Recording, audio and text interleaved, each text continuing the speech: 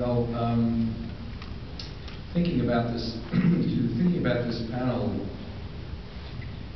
led me to think about one ex-president who, sad to say, can't be here tonight, Larry Levine, who passed away recently, as you know, because Larry was the president who preceded me, and I got a good indication of how fleeting the honor of president is when, at that convention where Larry turned the gavel over to me, this was in Anaheim.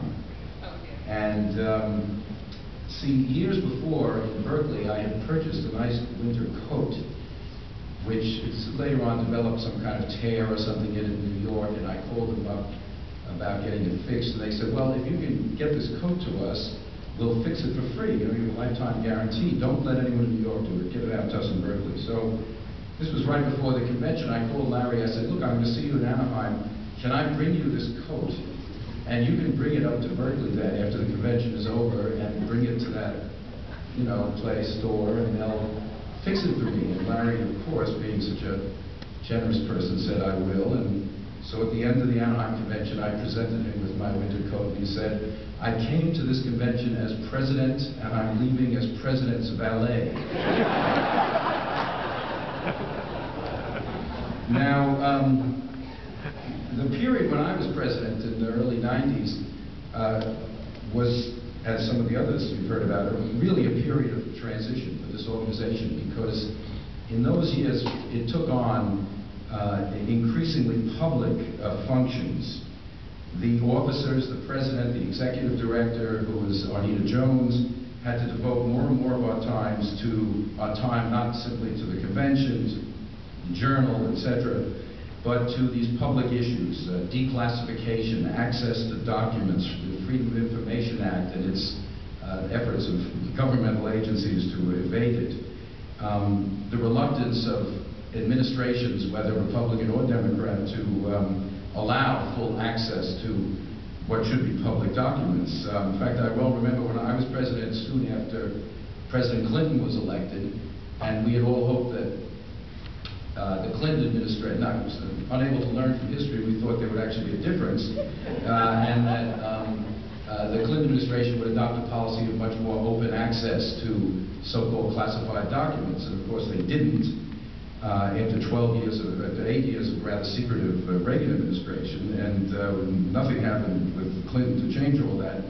And I remember remarking at one executive board meeting, well, these problems wouldn't be happening if a Democrat were president now.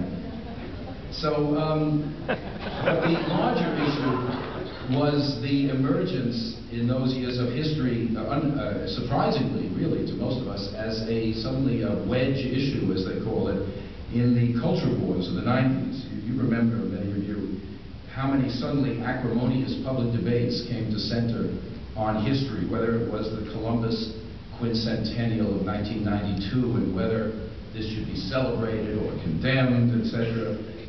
The whole controversy over the Smithsonian Institution and their plans to have an exhibition about the dropping of the first atomic bomb, and all the veterans organizations and others who got involved in that, and eventually they sort of stopped. They just didn't have any exhibition except the airplane. They put the plane there with no history whatsoever because they couldn't figure out what to say. And then, of course, my successor as president, Gary Nash, had gotten into a lot of public controversy over the national history standards, which a group headed by him had developed, and which Lynn Cheney, then the head of the National Endowment for the Humanities, was denouncing as depressing and not giving sufficient attention to some of the more elevating period parts of American history, paying too much attention to formerly neglected groups, etc., etc.